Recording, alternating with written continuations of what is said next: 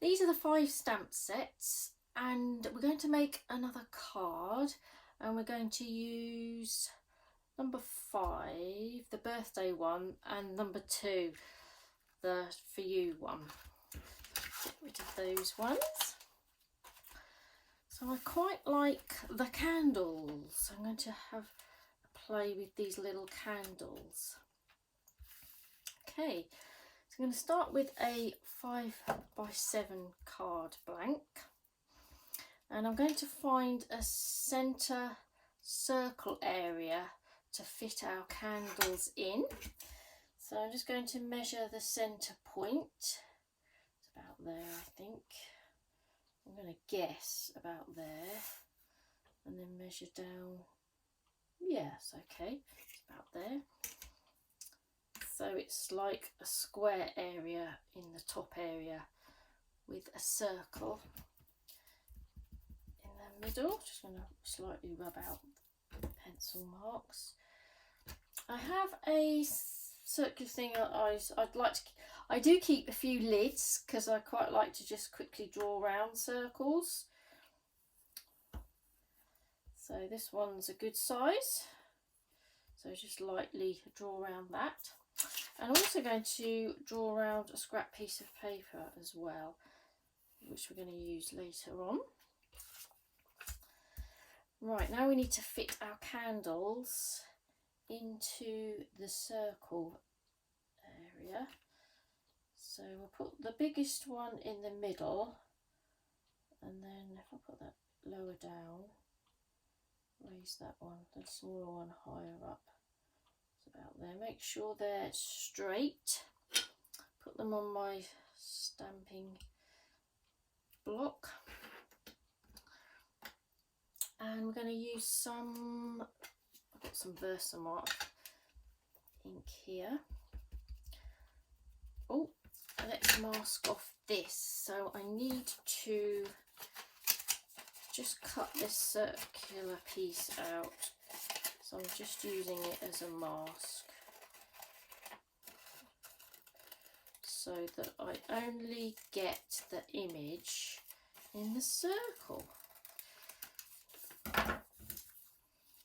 Like that. Okay, so I'm going to place that in the middle and stamp those there. I'd quite like sort of 5 of them if I can. So that's 4. I might just sneak a bigger one just on the edge there.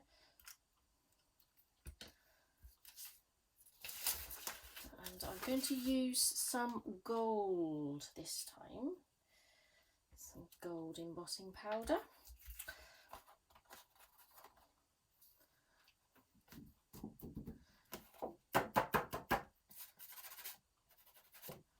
Tap that off. Before I heat set that, I'm going to put the caption in. I'm going to use this Best Wishes. It's quite nice because it's got that long shape rather than a more of a focal point in the middle. So I just thought it'd be quite nice to have it coming out from the candle light about there. Let's take those ones off. So I'm going to go for that. In gold heat embossing again. Of course, you don't have to use these captions. Let's get it straight. Don't have to use the captions as they are. You can break up the best from the wishes and have the wishes underneath. Do different things with them.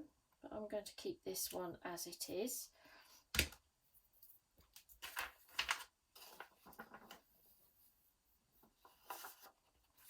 Get some powder on there.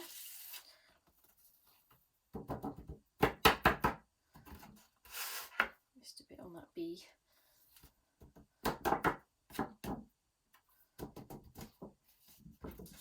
Okay, and let's heat set that. Excuse the noise.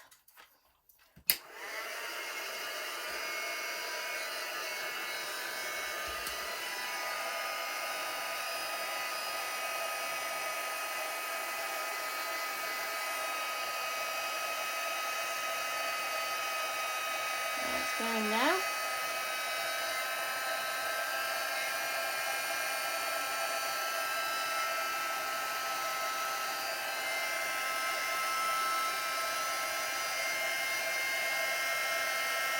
Make sure it's all done.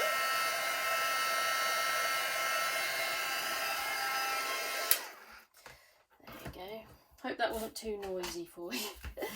That has warped the card slightly, so you can just put it under some books just to keep it, to make it flat again. But we will carry on. So I'm going to decorate this card with using these frame indented squares, and I've taken all the bigger ones, and instead of using them as mattering and laying, I just thought I'd get some design elements from them, and I quite like just to get half of the frame, thin frames as well, or thin lines. So I'm going to butt these up against each other like that. If I turn them over, then I can take them down just so they don't move when I die cut them out. Put some craft tape on there just to keep them together. So it's just this section here that I want, and I've chosen some yellow card, different shades of yellow, like here, and one at a time I'm going to die cut each card like that, and then it ends up coming out like this. So we can keep that for another time. And then with the frames, I just want these thinner areas, so I can cut these, just trim these off. Trim them to keep them as long as you can, because that will help. So take this thicker frame off and we'll keep the thinner ones. So you end up with, I'm going to use all four as well, and then you can do some different colours. Let's take these two away. All different colours, and the idea is that I want it to look like sort of light rays coming from those candles. So we're going to add those to the card design with some glue. Get my glue stick. So make sure you have the longest ones. I go for that one's actually, oh, that's the outer one, so I don't need that one. Let's take this one. Place the longest ones down towards the bottom, and the shorter, smaller ones can go on the top edge. And I basically just want to place them around the card like that. So you end up with a few, if you die cut several different colour yellows. And make sure they all protrude from the outside of the card. A lighter one here. You just need to put the glue in the middle section. So that one, say this one, if you put it there, it won't work because it needs to come off the edge of the card. And don't obscure the caption. So I might just put that one there.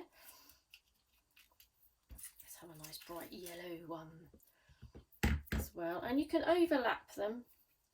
Put them anywhere, but just make sure they cover up that pencil circle. Oh, just about got that one in. Keep an eye on that. And then put some across the top. All higgledy-pickledy, anywhere will do. The more the merrier, I think. Put the cream one over that side. That's it.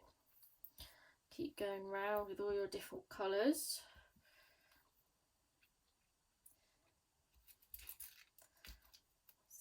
Did I put that yellow one on? Maybe I didn't. Maybe I didn't put glue on it. That's it. That's better. And you end up with like a circle frame in the middle because of the notched corners. You get the idea. And then once you've done that, fold the card.